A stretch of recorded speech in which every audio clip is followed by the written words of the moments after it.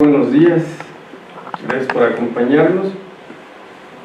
Agradezco la invitación que se ha pospuesto por razones de la pandemia, pero en fin, ya estamos por aquí y con todas las medidas de recomendación de prevención para el contagio.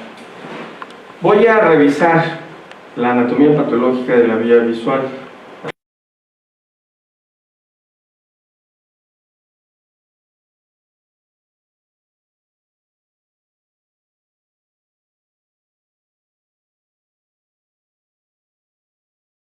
Revisados desde la perspectiva que yo voy a presentarles a ustedes será la siguiente. Toda la vía visual está compuesto por estos segmentos que dividí de esta manera.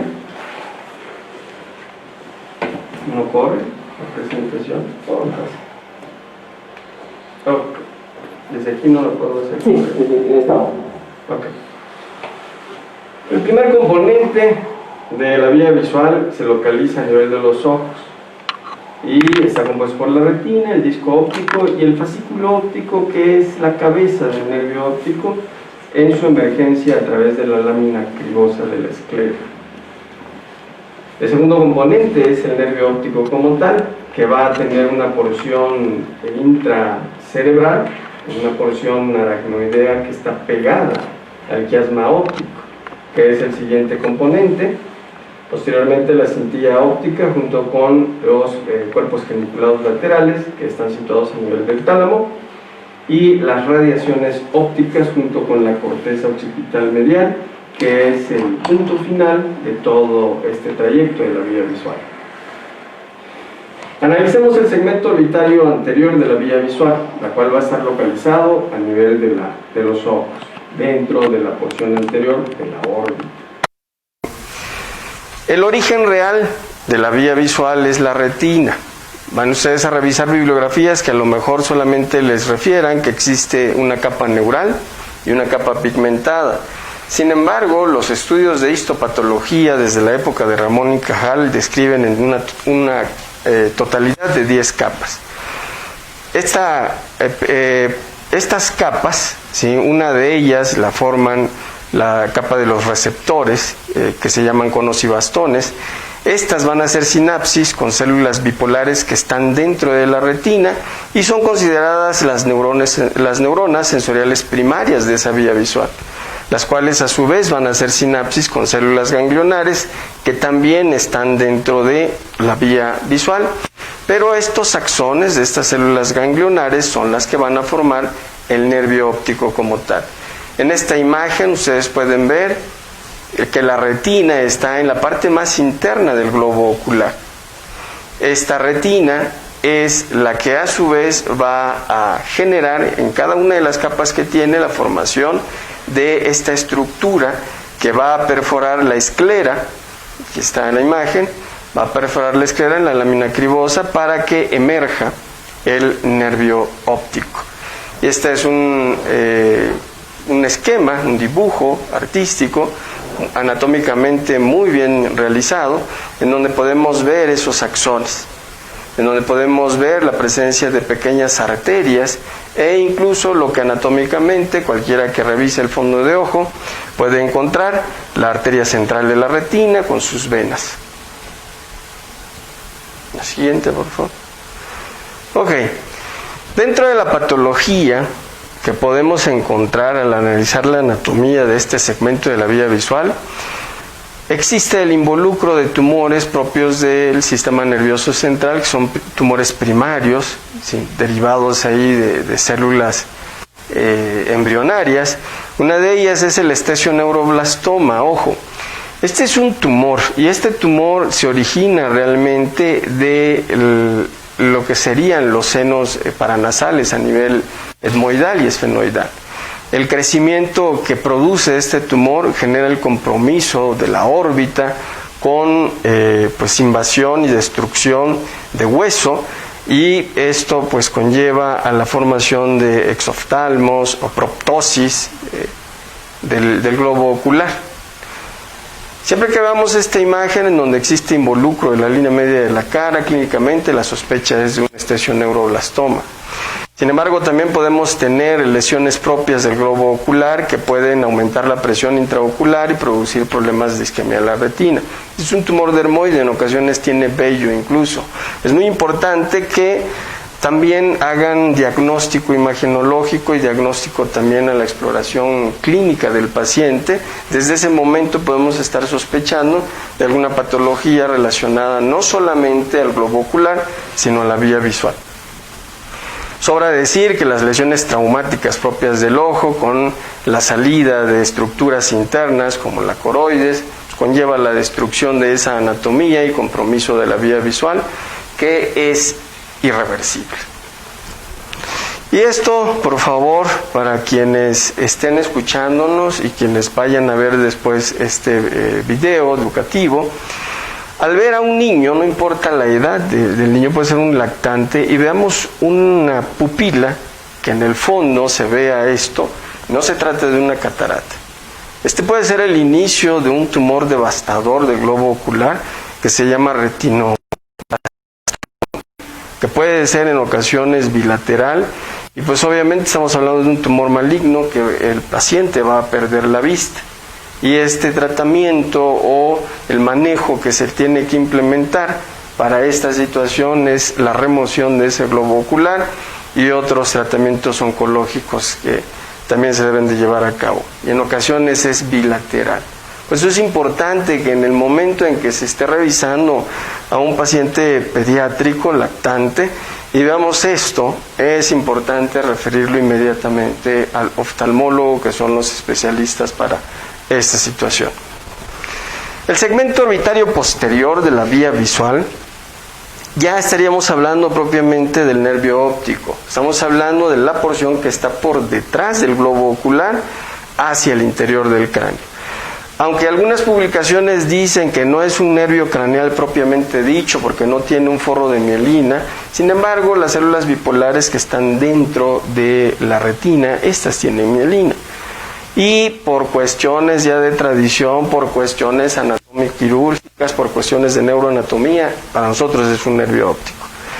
Su porción mayor es intraorbitaria y solamente un pequeño segmento es intracraneal. Y está franqueado por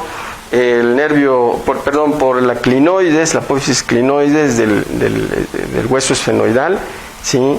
Y en relación muy estrecha con la arteria carótida interna.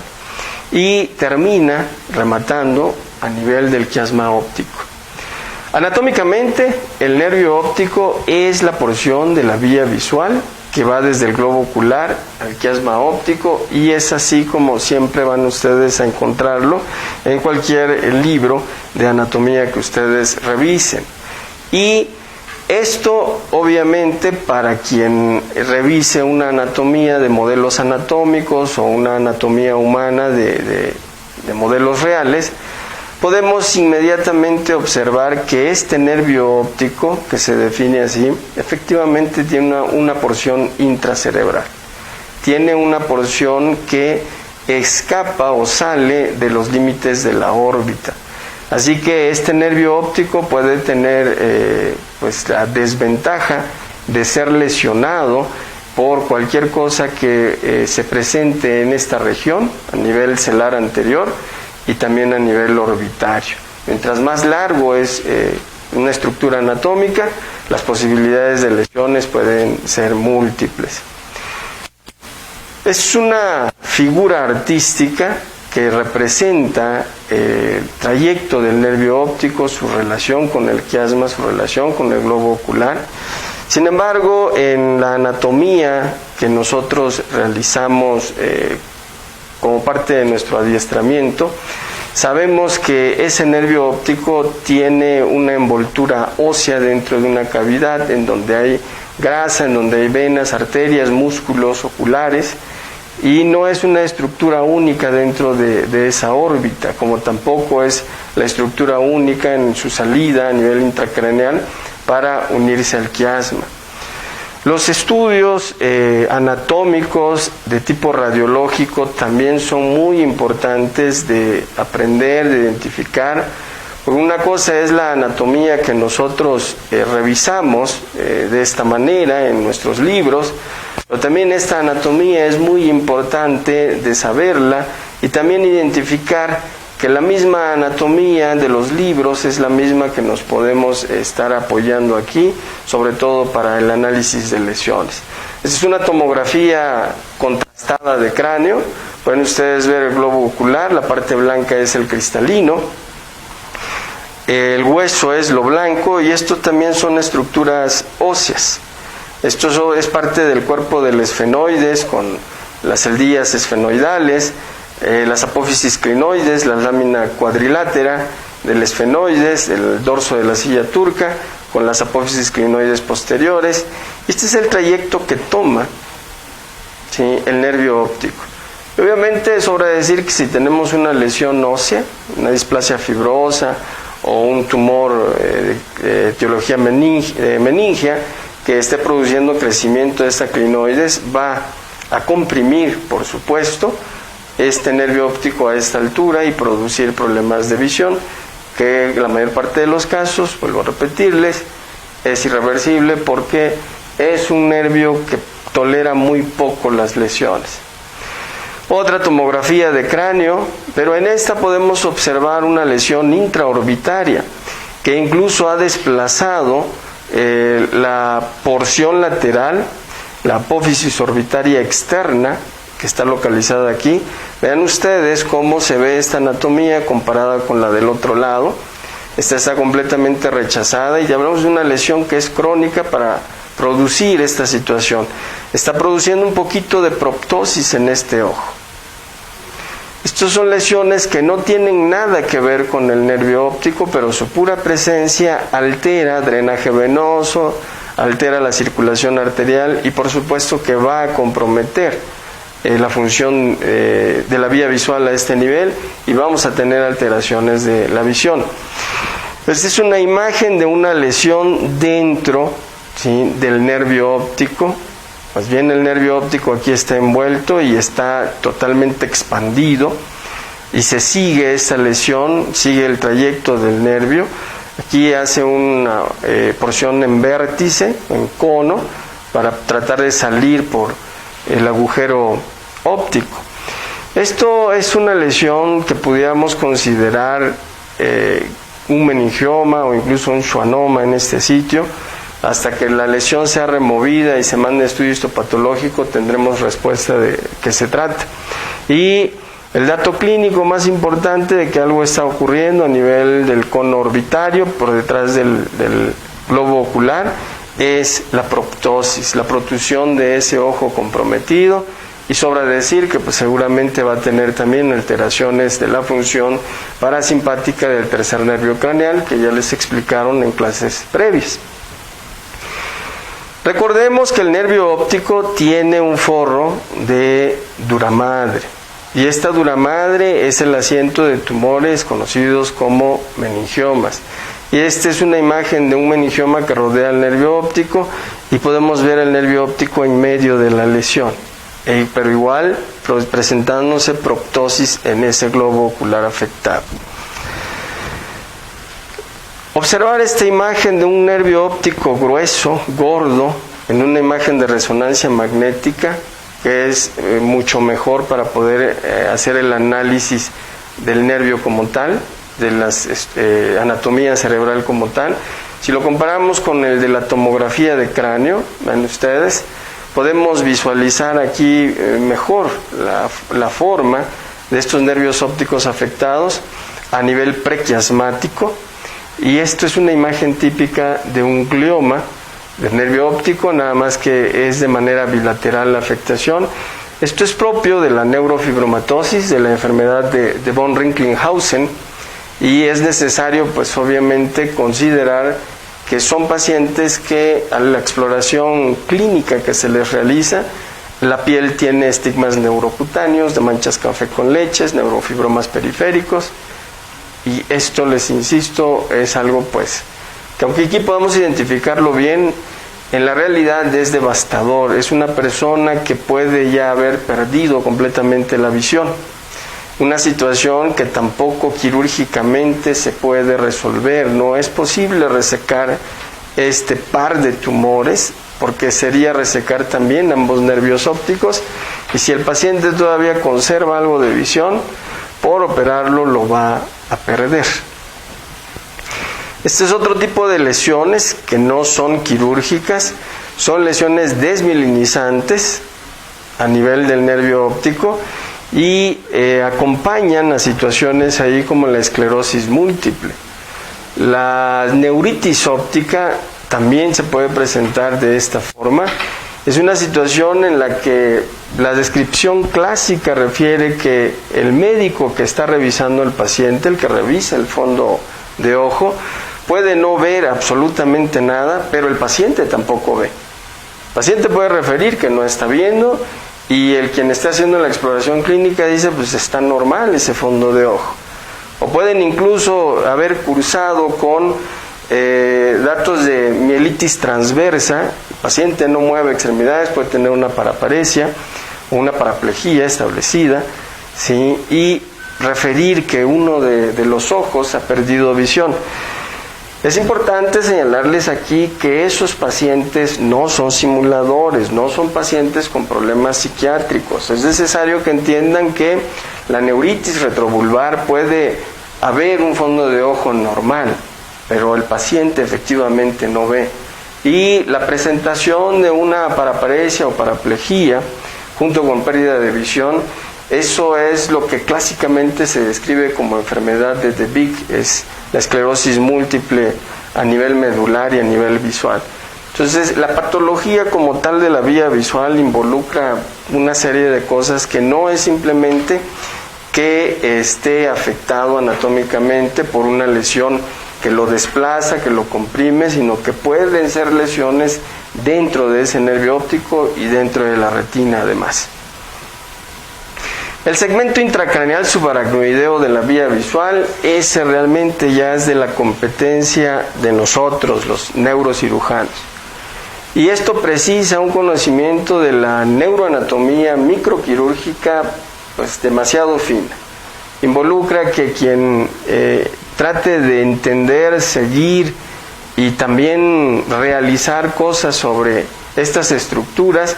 La práctica es en el laboratorio, las disecciones con modelos humanos, modelos preparados, inyectados con pintura especial, que van a quedarse dentro de las arterias y las venas y que permite hacer una simulación incluso de práctica quirúrgica.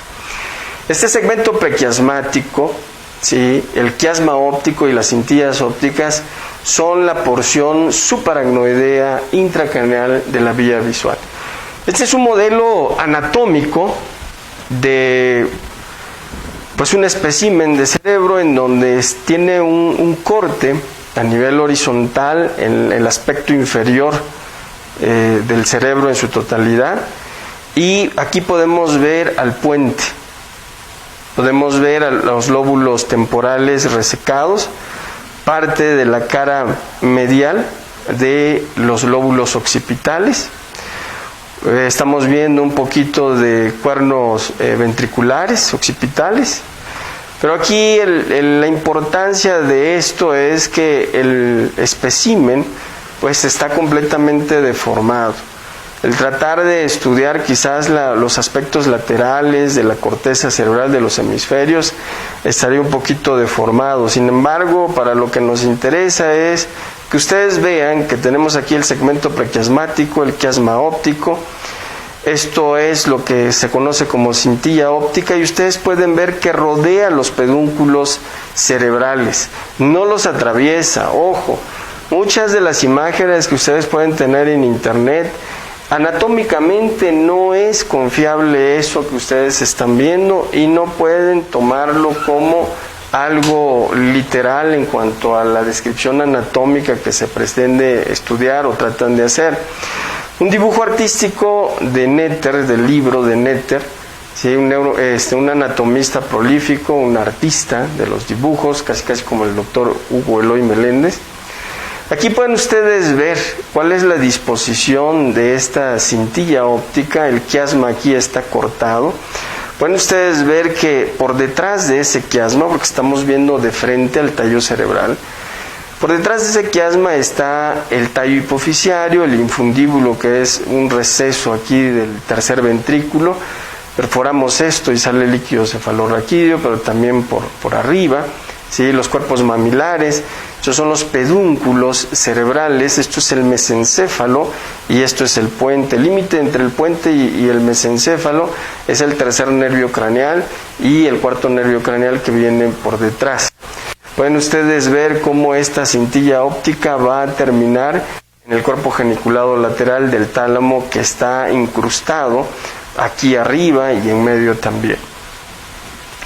Esto ya es un espécimen de cerebro en donde se ha quitado la aracnoides, el espacio subaracnoideo aquí ya no existe, pero esto es con el propósito de que ustedes vean cómo el quiasma óptico desde abajo es una H cuyas patas, las patas inferiores, están completamente abiertas y en relación directa con el uncus.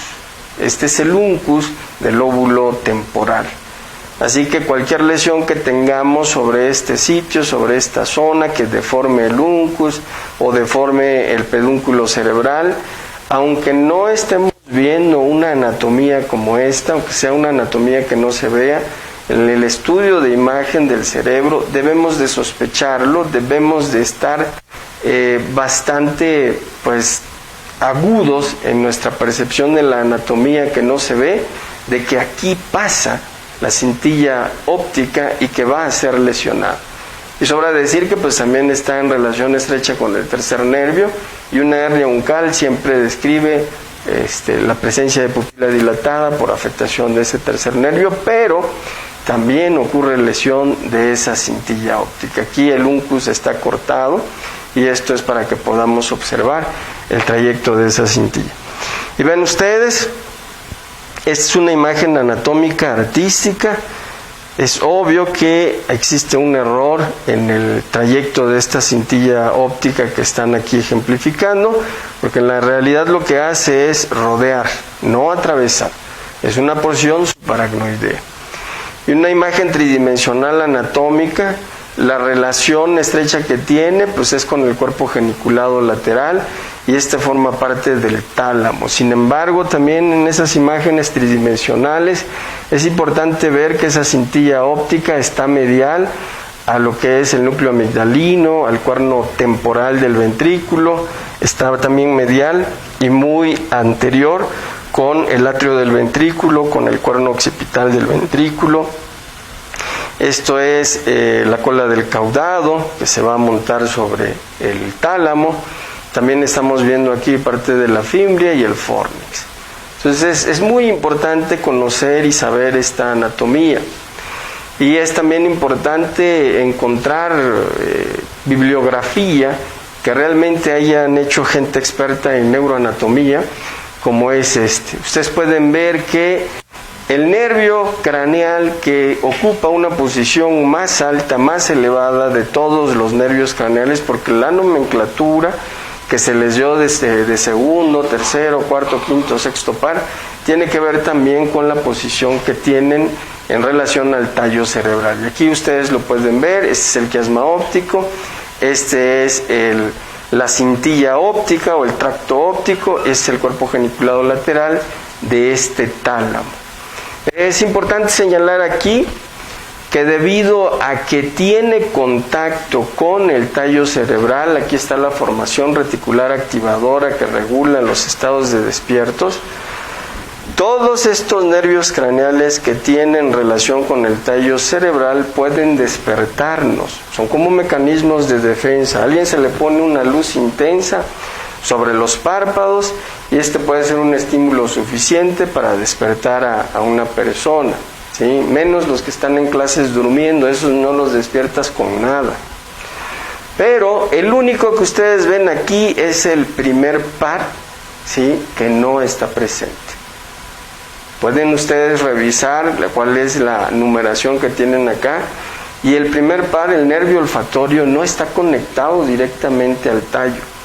De ahí que cuando nosotros estamos durmiendo, aunque exista un estímulo oloroso, que debiera despertarnos porque huele mal, no está conectado al tallo cerebral, al tálamo, para que la corteza cerebral en general se estimule, entonces no logran despertar. De ahí que algunas personas pues puedan tener la mala suerte de fallecer por estar durmiendo y no darse cuenta que el gas escapó o que hay mucho monóxido de carbono producto de combustión de maderas, ¿sí? Esta ya es una imagen anatómica de un cerebro humano preparado, que este es el que realmente nosotros para la práctica neuroquirúrgica necesitamos y ocupamos, y que nos hace revisar minuciosamente toda la neuroanatomía, no solamente de estructuras del centro del cerebro, sino la neuroanatomía vascular, la neuroanatomía venosa, arterial. Si esto es el cuerpo calloso, esto es el fornix que termina a nivel de los cuerpos amigdalinos, esto es el mesencéfalo, el acueducto de Silvio, la lámina cuadrigeminal con los colículos superior e inferior, la proyección de la glándula pineal, parte de las folias del cerebelo, ven el acueducto como se abre a nivel del cuarto ventrículo, la arteria carótida en su porción ósea, a nivel de la cara, ¿sí? Pueden ustedes ver aquí a la hipófisis, la carótida interna, su bifurcación, la comunicante posterior con la basilar, y el área que a nosotros nos interesa es esta, el nervio óptico, el quiasma. Obviamente aquí ya tendríamos los tractos ópticos rodeando esta estructura, que esto es el tálamo con su adherencia intertalámica que une ambos tálamos, y esto ya se los pasé. Esto es por cuestiones ahí de esoterismo, que algunos, me imagino, de los que están escuchando esta clase han indagado tal vez, espero que sí, si no, pero eso es lo que llaman el ojo de Ra. Así como hay en la Capilla Sixtina la imagen de la creación de Adán, que semeja ahí la corteza frontal, la silueta del cerebro. En esto también algunos grupos de gente se han dedicado a analizarlo, ¿sí? El pájaro de Horus, ¿sí? El halcón de Horus. Ese es el ojo, que pues aparentemente hay algunas cosas ahí que son interesantes. Yo me ocupo mucho de andar leyendo otras cosas que a veces no tienen que ver con lo mío, pero es bastante interesante, les sugiero que lo revisen. También el concepto de visión que tenían los mayas, esos pues son de aquí de nuestro país. Este segmento prequiasmático, como les decía a ustedes, es del dominio del neurocirujano. ¿Por qué? Porque hay que trabajar sobre él si es necesario resolver patologías. Esta es la imagen que nosotros tenemos de un quiasma óptico con un nervio óptico que viene de este lado, saliendo medial a la apófisis clinoides. Vean ustedes la relación que tiene con la carótida interna, que sale también a esta altura, ¿sí? Y aquí estos pequeños vasos que se van hacia la hipófisis. Aquí medio se insinúa todavía la apófisis clinoides anterior. Y aquí también hay la emergencia de una arteria que se llama oftálmica y que va a irrigar al ojo. Ven ustedes que en este sitio puede existir la presencia de un aneurisma de la arteria oftálmica que va a comprimir, si crece hacia arriba y hacia afuera, va a comprimir al nervio óptico. O si crece medial, pero lo suficiente como para producir desplazamiento de la misma carótida y del mismo nervio óptico, va a empezar a lesionar. Otras lesiones que pueden aparecer son tumores displásicos o tumores meningios con involucro óseo o sobre esta zona. Esto es la parte que nosotros llamamos planum esfenoidal, cubierto de aracnoides, cubierto también de dura madre, y la dura madre es la que va pegada al hueso. Y de esta dura madre se originan meningiomas que pueden producir compresión de este nervio óptico de este lado o de aquel, dependiendo del sitio que crezca, pero también va a comprimir al quiasma óptico. Y obviamente si lo hace algún tumor proveniente de la hipófisis, el crecimiento va a ser hacia arriba, la mayor parte de las veces, porque hay tumores de hipófisis que afortunadamente crecen hacia abajo y son más fáciles de remover, pero algunos tienen el crecimiento hacia arriba y comprimen el quiasma óptico, Y la hemianopsia que producen es el dato principal de sospecha. Pueden ustedes observar que la cintilla óptica tiene una separación. Sin embargo, aquí existe una membrana que cubre a estas cintillas ópticas. Esa es la lámina terminalis, que cuando uno la perfora se mete al tercer ventrículo. Y son abordajes que nosotros empleamos para remover tumores que están dentro del tercer ventrículo, pero en la parte anterior, como es el caso de los craniofaringiomas. Pueden ustedes ver la relación aquí de las arterias vertebrales. Pueden ustedes ver aquí el uncus. Este es el uncus del temporal. Esto obviamente es el techo de la órbita, que todavía tiene aquí íntegro el recubrimiento del contenido de la órbita. ¿Por qué? Porque el hueso se ha removido. Entonces, esto es lo que nosotros empleamos para afilar, para mejorar nuestra experticidad quirúrgica, y siempre aprovechamos que existan cursos de disección en donde nosotros podemos estar practicando abordajes que pueden ser anteriores, laterales, y para poder trabajar con esa anatomía desde ese aspecto en donde nosotros nos estamos acercando a ellos. Y lo que pues tenemos y hay disponible para todas las personas, si es que hay un servicio de patología en los hospitales en donde uno trabaja, ya prácticamente no se hacen estudios de necropsia en muchas instituciones. La patología que nosotros podíamos tener disponibles, pues también se va reduciendo en cuanto a la situación de obtener especímenes para estudios anatómicos. ¿Sí?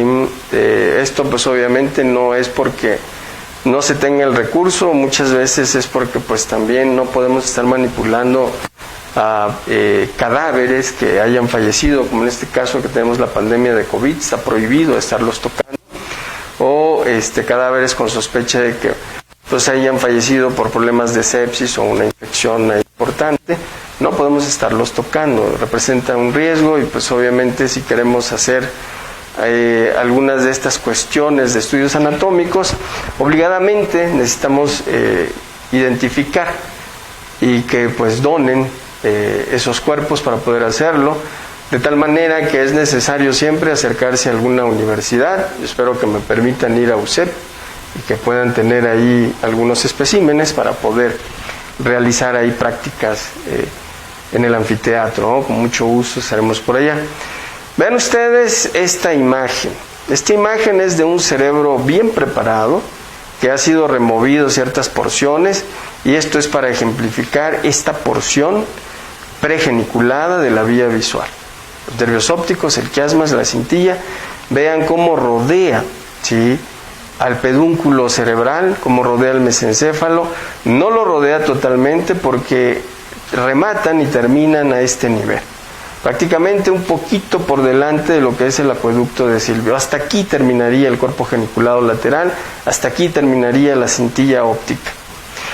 Y esto también es importante, esta anatomía radiológica que ya nos regalan los estudios de resonancia magnética, también son una belleza poder identificar, analizar, seguirlos, ¿sí? Aquí está el mesencéfalo. Vámonos por estructuras que conocemos. Este es el mesencéfalo con sus pedúnculos cerebrales, como está acá. Todo lo blanco que ustedes ven es líquido cefalorraquídeo, porque este estudio, la parte de este estudio es el tiempo en donde se hace la ponderancia T2, en donde el líquido cefalorraquídeo se ve de color blanco en todas las cisternas que podamos ver. La cisterna supracelular, la cisterna inicial de Silvio, ¿sí?, porciones aquí anteriores del polo temporal, en donde podemos ver que hay cierta atrofia cerebral porque hay amplitud de la cisterna, ¿sí? Vean ustedes, este es la arteria basilar que está bifurcándose en las cerebrales posteriores. Podemos ver parte de la cerebral media aquí, ¿sí? Este es el quiasma óptico, el tallo hipoficiario, y este quiasma óptico tiene una separación bastante importante entre el borde anterior del cuerpo del esfenoides y el inicio del quiasma. es un quiasma que nosotros llamamos posfijado, suficientemente abierto, suficientemente amplio para realizar abordajes anteriores y poder entrar si estuviéramos hablando de que existe aquí un tumor hipofisiario y requiere el paciente de un abordaje transiliar o subfrontal. ¿Sí? Esto es importante, revisar esta anatomía, es necesario. ¿Sí? Y nos regala la resonancia magnética todo esto. Incluso podemos visualizar aquí el nervio óptico que tiene unas líneas blancas a los lados. Esto es líquido cefalorraquídeo. Este líquido cefalorraquídeo pueden ustedes ver que llega hasta acá, ¿sí? Hasta acá dentro de la órbita.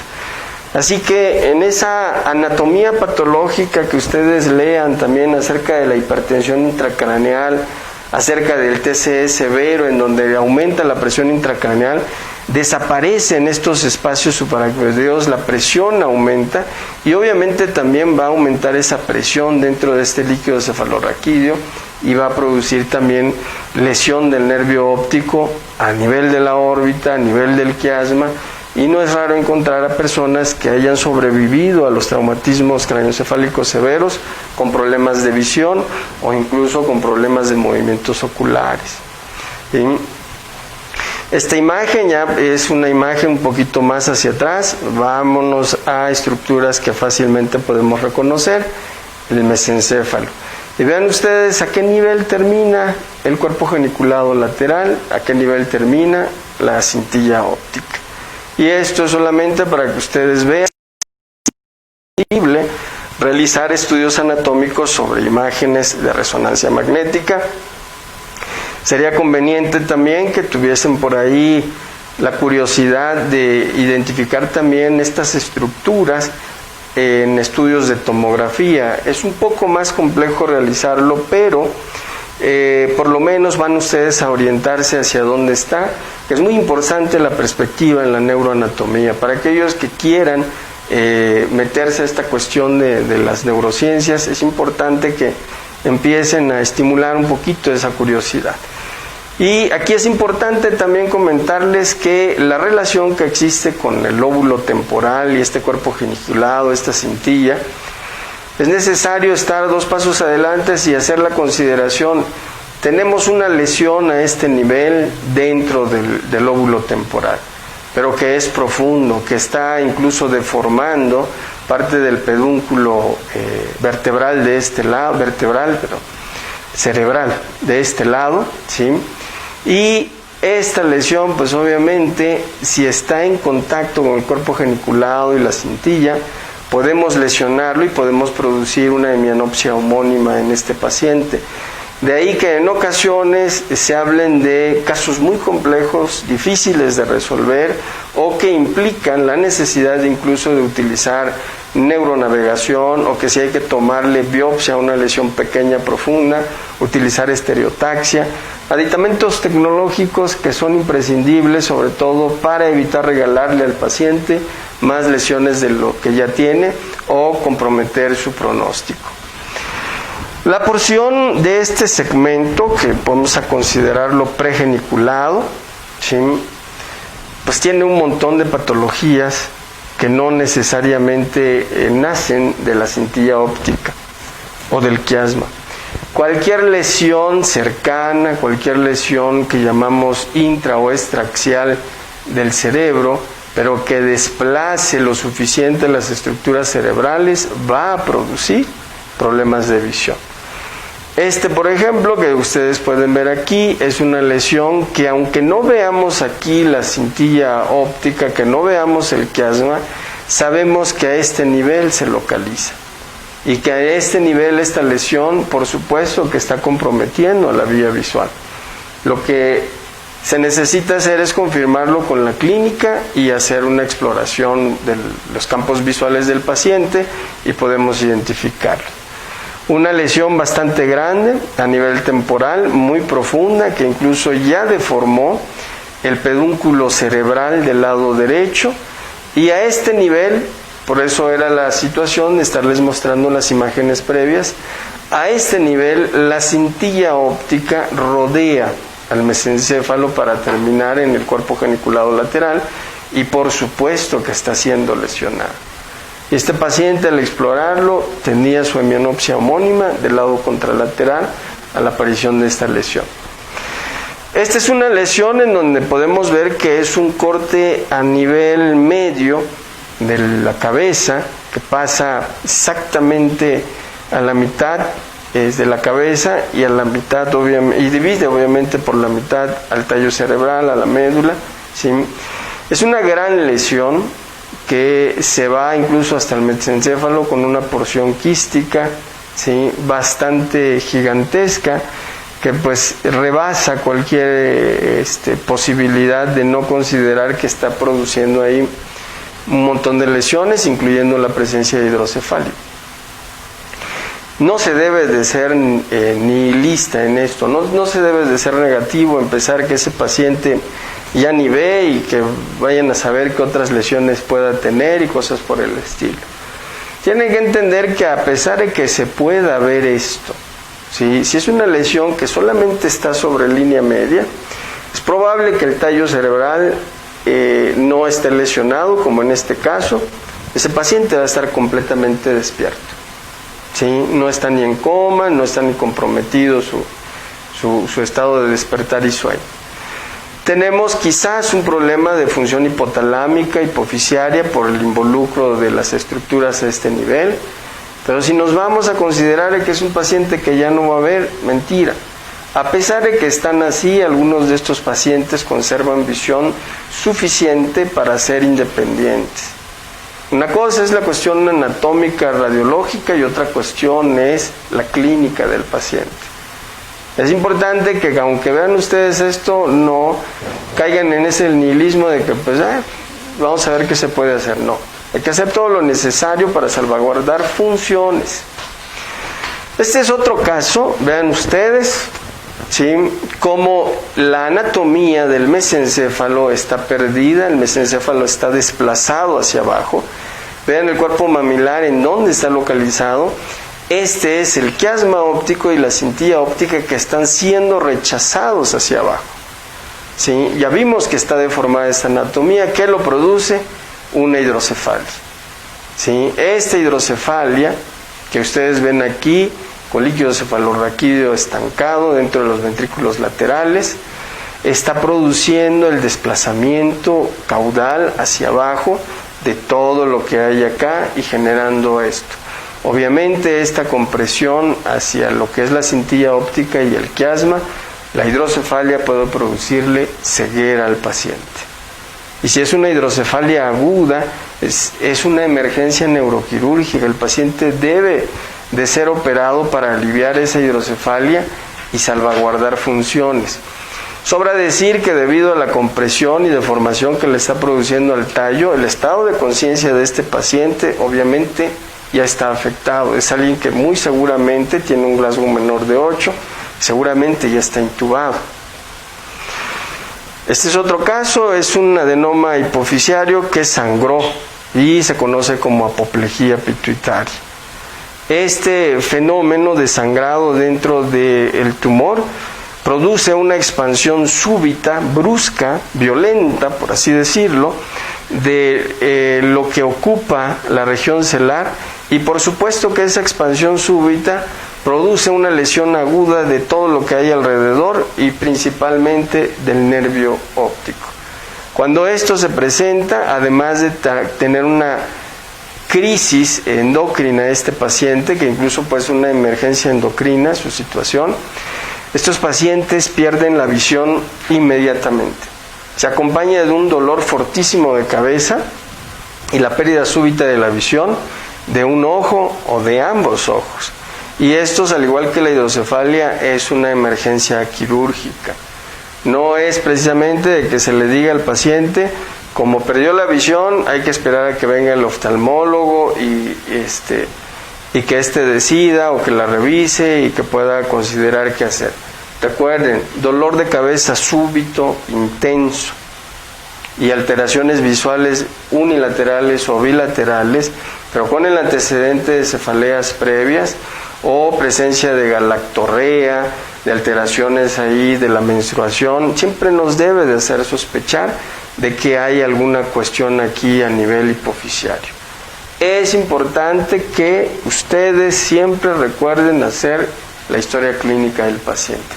Los diagnósticos imagenológicos, los diagnósticos neurológicos solamente son parte de la evaluación clínica del paciente, porque nosotros no operamos exclusivamente el cerebro, operamos a alguien con un cerebro afectado o alterado, pero que de la cabeza para abajo puede tener otros datos que nos van a ayudar muchísimo a que clínicamente podamos estar 2 pasos adelante del diagnóstico, saber qué solicitar e incluso considerar a quién enviarlos.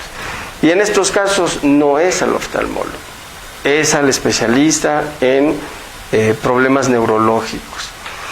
Otro caso, este es de una lesión que está sobre la lámina cuadrigeminal por atrás del mesencéfalo.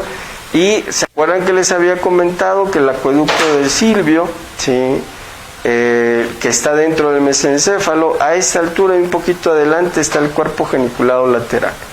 Entonces aquí sí, si analizamos y consideramos de que esta lesión puede expandirse de un lado o de otro, puede haber involucro de daño, no solamente de los movimientos de supraversión de los ojos, que ya les explicaron en las clases previas, sino también de afectación de la cintilla óptica. Es importante que en esta área de conflicto no solamente estemos considerando en dónde está localizada la lesión, por dónde puedo acceder a él, sino también qué es lo que le está produciendo al paciente. Porque al paciente le interesa saber por qué empieza a tener problemas para mirar hacia arriba, por qué tiene tanto dolor de cabeza, porque el acueducto está comprometido y empieza a hacer también hidrocefalia, ¿sí? Por qué el familiar enfermo de quien lo acompaña, ¿sí? Va a estar preguntando por qué empieza a quedarse tan dormido. Entonces todo esto es necesario analizar y la consideración siempre es entender la anatomía.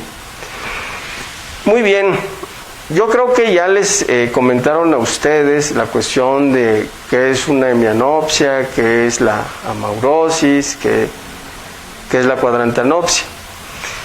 Esta imagen es de la vía visual, es un esquema de los primeros libros que yo revisaba cuando era estudiante de medicina. Está escrito incluso en español y está en internet. Y cada vez que yo revisaba esto, lo comparaba con una rana que estaba extendida. Y siempre era la analogía cuando revisaba a algún paciente, qué parte de la rana estaba afectada. Obviamente, como estamos hablando de la porción pregeniculada, estaríamos hablando del inicio de las ancas hacia adelante, representando los brazos, los nervios ópticos y esta zona del cuerpo, el quiasma. Pueden ustedes encontrar imágenes en internet acerca de qué es el compromiso visual que vamos a tener. Esto es fácil de entender. Sin embargo, por favor, no todo lo que ustedes lean se lo tienen que aprender como lo están viendo. En este caso, por ejemplo, en la lesión que se presenta a nivel del quiasma y representado por la letra B, esto no tiene correspondencia.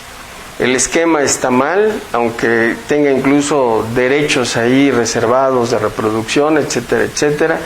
Tienen que ser ustedes muy acuciosos, ¿sí? Y esto es en base a la anatomía y a la fisiología que amablemente a través de este canal educativo los ponentes que me precedieron les explicaron. No tengo más que ahondar en esto, más que recordarles a ustedes que la anatomía es única, la fisiología es única, y las lesiones que se han descrito desde siglos antes no han cambiado ni cambiarán, y esto pues obviamente hay que tener cuidado y no enfrascarse en una discusión que porque se mire así, que en realidad se tiene que ver así.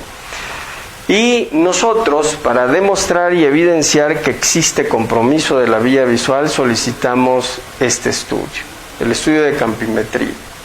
Con este estudio de campimetría podemos ver qué tan afectado está la visión de un paciente. Esta imagen representa a la apoplejía pituitaria que previamente les mostré. Hay pérdida de la visión prácticamente total del ojo izquierdo. Y aún conserva parte de la visión del ojo derecho. Es una visión tubular pero la descompresión que se hizo de la remoción de ese tumor que sangró, ya en los controles posteriores mostraron mejoría de la visión del ojo derecho y recuperación, pues obviamente no muy funcional que digamos, pero bueno, es el primer control realizado después de un mes. Esperaríamos a ver en los siguientes 2 meses cuánta mejora pudiese tener, pero el conservar esta visión puede ser suficiente o es suficiente para que tenga una vida independiente ese paciente, que eso es en realidad el objetivo de hacer las cirugías de urgencia. Ahora vayámonos al segmento intraaxial o intraparenquimatoso de la vía visual, que es en realidad la porción retrogeniculada de la vía visual. Esta es una imagen, ¿sí?, de resonancia magnética con paradigmas, así se le llama, para que veamos nosotros cómo corren las vías visuales. Obviamente está iniciando toda esta situación, apenas lo está haciendo. Así que podríamos estar considerando que la imagen es media burda, que la imagen, pues aunque representa lo que nosotros queremos tratar de ver y entender dentro de una imagen de resonancia magnética, se queda todavía corto, si es cierto, pero ya podemos estar visualizando mucho de lo que a nosotros nos interesa: la posición del asa de Meyer a nivel temporal de la vía visual, la trayectoria que tienen alejado de la parte más medial del borde temporo-occipital. O sea, de esos detallitos que son importantes, que muy seguramente va a modificarse, va a cambiar, ¿sí?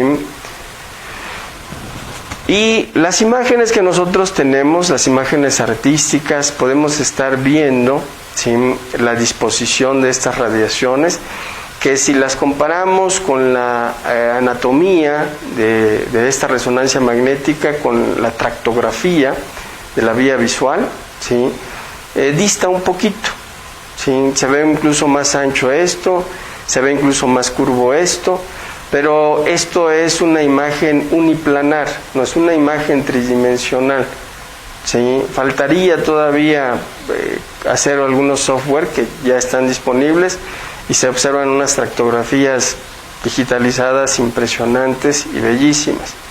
Lo mismo, ¿sí?, a los que les gusta el esoterismo, revisen un poquito de esto, pero esas vías, radiaciones visuales y todo, representan el ala abierta. Hay una cuestión por ahí, ando yo leyendo.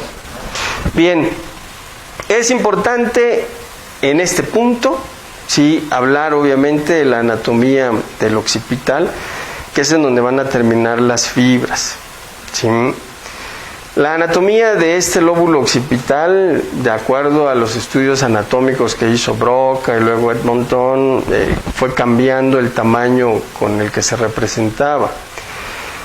De tal manera que se terminó por establecer que ocupa una porción muy pequeña en la parte posterior del hemisferio, visto desde afuera. Sin embargo, no se dejen guiar por la cuestión de la visión, ¿sí? Ustedes pueden ver que el lóbulo temporal está más bajo y que tiene una trayectoria oblicua hacia arriba, y obviamente esto hace que pensemos que este lóbulo occipital sea más pequeño.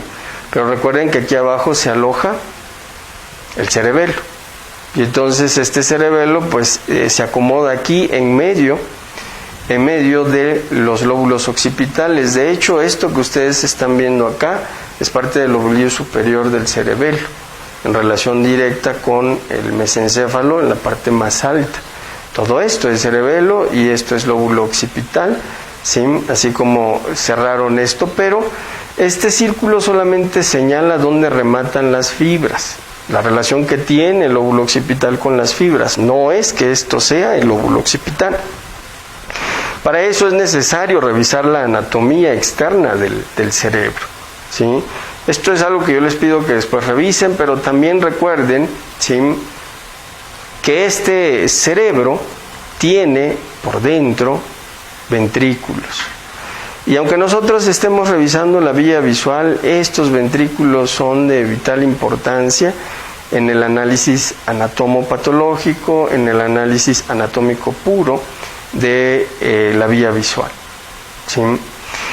Esta es la imagen de un espécimen de cadáver humano, en donde ustedes pueden ver que el lóbulo occipital es todo esto y que existe una cisura calcarina con un lóbulo lingual aquí abajo, que es el que está en la cara inferior y que se acerca hasta adentro, hasta el fondo, ¿sí?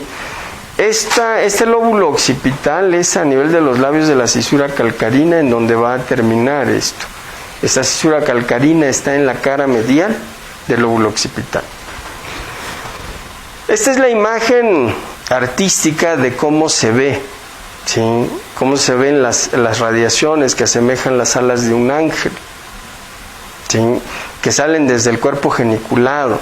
Y vean ustedes que no salen del cuerpo geniculado para hacer esto, sino salen y hacen radiaciones que se van hacia el temporal, que algunas alcanzan el parietal, para después estarse acomodando hacia el lóbulo occipital. Entonces deben ustedes empezar a imaginarse que existirán lesiones que, aunque sean intraparenquimatosas, que aunque estén alejados del ganglio geniculado lateral, aunque estén alejados del lóbulo occipital, van a producir lesión a esas radiaciones y tendremos compromisos de la vía visual. Esta es una imagen de disección de fibras blancas, que hay talleres, aquí en México se realiza uno que es fabuloso, en el Instituto Nacional de Cancerología. Lo llevan a cabo unos colegas que ahí están. Alejandro Monroy es el que pues siempre lo ha estado promocionando, y traen ponentes que nos ayudan a los que nos interesa todavía conocer esta anatomía, que cuando yo hice mi adiestramiento apenas se hablaba de esto, pero que ya ahorita tenemos a la mano la posibilidad de poder disecar el chasis de los hemisferios. Todo esto lo podemos hacer disecando y poder tener una anatomía más completa de la que ya habíamos aprendido previamente. Entonces vemos la cintilla óptica, cuerpo geniculado, todo esto son las radiaciones. Todo esto son las radiaciones. Y esto es el cuerno ventricular occipital, el atrio, y se va hacia los ventrículos laterales. ¿Sí? Vean, es una disección bastante bonita. Y esta es una disección pura, ¿sí? Sin contar lo que sería la corteza cerebral. Todo esto es sustancia blanca. Y aquí quizás nos vamos a perder porque no vamos a poder identificar qué es lo que estamos viendo. Sin embargo, polo temporal, esto sería toda la sustancia blanca de los lóbulos frontales. Esto sería el lóbulo occipital, y ya sabemos cuál es la función del lóbulo occipital: recibir a las fibras que tienen que ver con la visión. Este es el cuerpo calloso con su fornix posterior, ¿sí? Esto es parte del ventrículo lateral. Esto ya se hace un poquito complejo. Por eso muchas de las veces las descripciones de las radiaciones ópticas de tipo anatómico simplemente es el comentario del asa de Meyer, por dónde van, las cuadrantanopsias que producen o hemianopsias que pueden producir, y un lóbulo occipital muy pequeño. Sin embargo, el hacer esta disección, ¿sí?, involucra que podamos seguir esas fibras, involucra que podamos ver que esas fibras pasan por la parte lateral. ¿Se acuerdan que les había mencionado que la cintilla óptica pasa por la parte medial del cuerno temporal? En el cuerno occipital lo hacen por fuera. Por la parte lateral la rodean, se curvean y terminan a nivel del lóbulo occipital. Aquí estaría el cuerno occipital, miren, y vean cómo vienen las radiaciones ópticas. Y sobra decir que ya con este conocimiento anatómico que les estoy dando, que la expansión de estos cuernos occipitales debido a hidrocefalia secundaria, que existe una lesión que cierra los agujeros de Monro, esta hidrocefalia, que es predominantemente posterior, va a producir expansión de esta anatomía con daño de las fibras. ¿Sí? Ahora imagínense ustedes lo que le está produciendo estas fibras, e imaginen ustedes el resultado final que puede tener este paciente aunque se opere. Va a tener compromiso de la vía visual. Y esto pues obviamente para alguien que lo va a operar se le va a informar al paciente y a sus familiares que este paciente puede salir con compromiso de la vía visual y no precisamente por la cirugía, porque anatómicamente no tiene nada que ver lo que se va a realizar de procedimiento quirúrgico. Ya dentro de la neuropatología podemos simplemente con ver estudios y recordar esa anatomía que no se ve, la sospecha de que hay lesión de la vía visual, como en este caso. Esta es una lesión hiperintensa, es una hemorragia, tiene poco edema cerebral, así que no podemos pensar que sea una metástasis. Las metástasis en la tomografía simple siempre están rodeados de mucho edema cerebral, al igual que los tumores malignos. Esto parece más un angioma cavernoso que sangró y pues lo que les comentaba, las radiaciones ópticas rodean el cuerno occipital para terminar en esta zona. Desde el momento en que vemos esto, debemos de sospechar, este paciente tiene lesión de la vía óptica y hay que ver qué tanta lesión tiene. ¿Por qué? Porque hay que remover esta lesión y si el paciente refiere, oiga, pues salí con peores problemas de visión y toda la cosa, hay que considerar que debemos de hacer una disección de este parénquima hasta alcanzar la lesión, evitando lesionar más las radiaciones, ¿no? Lesiones desmielinizantes puras de sustancia blanca. Obviamente aquí estaríamos hablando de problemas de esclerosis múltiple, sin necesidad de estar haciendo más consideraciones. La cara medial del lóbulo occipital está tomada y significa que este paciente tiene hemianopsia homónima, este paciente no tiene conservado su campo visual del lado derecho, porque recuerden que nosotros vemos la imagen al revés. Lo que él es izquierdo, lo de este lado es derecho, derecho, izquierdo. Y esto es una imagen de infartos occipitales bilaterales. Estos serían la lámina cuadrigeminal, la parte posterior del mesencéfalo, ¿sí? Parte de la proyección de cerebelo, y esas son las caras mediales, pero también se extendió hacia el lóbulo temporal, la corteza occipital, lateral o externa. Todo esto está lesionado, infartado, pero respeta toda la porción pregeniculada. Esto produce ceguera bicortical o ceguera cortical y se conoce como síndrome de Anton. El paciente dice que ve, aunque camine por donde sea, se ande tropezando y cayendo, el paciente dice que ve. Tiene una forma de alucinación visual, de recuerdos, considerando de que pues donde quiera que lo pongan a él va a decir que ve esto o aquello, lo relaciona también con ruidos de vehículos o lo que sea, pero el paciente no ve. Y obviamente para terminar con la discusión hay que mandarle a hacerle campimetría visual, se acabó, porque no vamos a estarle convenciendo de que él no ve. Otra lesión a nivel de la cara medial del lóbulo occipital. Esto es una malformación arteriovenosa, son vasos muy gordos, gruesos, rodeados de edema cerebral que producen robo arterial y pues obviamente isquemia de toda esta zona. Vean ustedes dónde está el cerebelo, esta es la tienda del cerebelo, vean la localización que tiene el lóbulo occipital. Y aquí hasta queriéndolo no podemos ver la cisura parieto-occipital, ¿sí? Así. Otra lesión a nivel del cuerno occipital, dentro del cuerno occipital, este es un meningioma, ¿sí? Meningioma intraventricular, igual con lesión de la vía visual, con problemas obviamente de edema.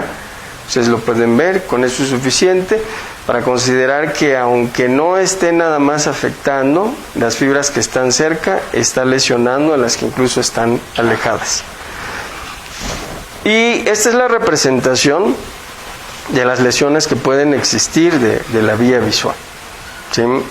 Y casi todas son cuadrantanopsia, con una cuadrantanopsia superior por la lesión a nivel del asa de Meyer o una hemianopsia homónima, ¿sí? Y bueno, les dejo esta imagen aquí para que se acuerden ustedes de dónde está la cisura calcarina. Esta es la cisura parieto-occipital.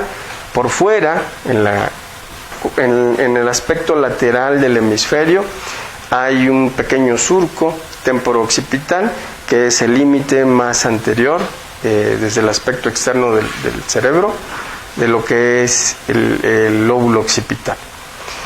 Y esto es en realidad una discusión anatómica con alguien ahí en internet, ¿sí? Es una publicación que hace y habla de que es a nivel temporal izquierdo la lesión. Sin embargo, le dije que es de localización occipital y que además es derecha. Se había comentado que en los estudios esto es el lado derecho y esto es el lado izquierdo, porque vemos al paciente como si tuviera los pies hacia nosotros, ¿sí? Y esto pues no fue con la intención ni el afán de decirle a él que está equivocado. Todos nos podemos equivocar, hasta su servidor, ¿sí? Lo que sí ya no fue muy de mi aceptación fue que para el doctor considerara que esto es el lóbulo occipital, lo cual anatómicamente no es posible, ¿sí? Que tampoco que estuviera delimitado por la cisura calcarina, porque en realidad la cisura calcarina está en la cara medial, ¿sí? Y divide en un lóbulo lingual y una cuña al lóbulo occipital, y la cuña es una porción mucho más grande. Entonces, también la visualización de que aquí tenemos al cerebelo, y por encima del cerebelo siempre tenemos al lóbulo occipital, sin importar que esté cerca de la línea media o no. ¿Por qué? Porque es necesario también entender, ¿sí?, que nosotros debemos de evitar hasta donde sea posible entrar en un sitio en donde todavía exista corteza cerebral. Siempre es necesario ir a los cortes en donde la lesión esté más pegado a la superficie del cerebro, que ya no hay manera de hacer más daño para entrar, ¿sí? Esto es una imagen típica de un angioma cavernoso por las características de la imagen. La resonancia magnética ayudó muchísimo en el entendimiento y comprensión de estas lesiones. ¿Por qué? Porque no se podían ver a través de estudios de tomografías, no se podían ver a través de estudios de angiografía. La resonancia magnética es la única manera de hacer este diagnóstico. Sin embargo, parece que sí sangró mucho, hay mucho edema cerebral. Obviamente uno sospecha que pues además de ser un angioma puede ser una metástasis de algún tumor, pero por la descripción de él parece ser que sí fue un cavernoma, un angioma cavernoso. Afortunadamente para el paciente, afortunadamente también para él como neurocirujano, porque son fáciles de remover y hay curación total, ¿sí? Esto es importante, siempre es importante. Cuando uno se dedica a estudiar la anatomía, no es con el ánimo de que uno genere discusión de quién puede saber más o no. La anatomía se tiene que estudiar todos los días, hasta el último día en que yo sea neurocirujano o médico. Uno de los tópicos que siempre me han interesado es la anatomía, y en particular, pues obviamente, de lo que yo realizo. Es engorrosa, es muy difícil, es necesario que pues uno se aprenda hasta los mínimos detalles que tratan de enseñarnos, tanto en imagen radiológica, ¿sí? ¿Por qué? Porque esas imágenes radiológicas nos dan ahora la posibilidad de evaluar desde diferentes aspectos o diferentes caras, ¿sí?, y cortes esta anatomía que estamos estudiando. Si nosotros veíamos la anatomía solamente medial y axial, en cortes sagitales y axiales del cerebro, pues resulta ser que ya tenemos también que evaluar la anatomía coronal, cómo se ve, ¿sí? Y muy importante también, es necesario que aquel que le guste la anatomía también le guste el dibujo, ¿sí? ¿Por qué? Porque esto es también una situación de perspectiva. Quien tiene perspectiva, pues obviamente el que se meta a cuestiones ahí de dibujo y diseño, puede hacer que él vea detalles que otros que no les guste el dibujo no vayan a ver. Y aquel que quiera hacer alguna especialidad quirúrgica, le recomiendo que lea o se meta un poquito a cuestiones de dibujo. Vean ustedes cómo el lóbulo occipital descansa sobre la tienda del cerebelo y hace una caída que va desde arriba hasta abajo, ¿sí? Sin que en ocasiones las caras mediales puedan unirse, están un poquito separados. De hecho, cuando uno entra aquí a disecar para operar esta zona, la porción más posterior siempre está adherida a la duramadre, pero en cuanto uno entra para disecar, esto se mueve solito prácticamente, ¿sí? Salvo que, pues bueno, aquí hay algunas venas puentes que hay que estar manipulando y coagulando.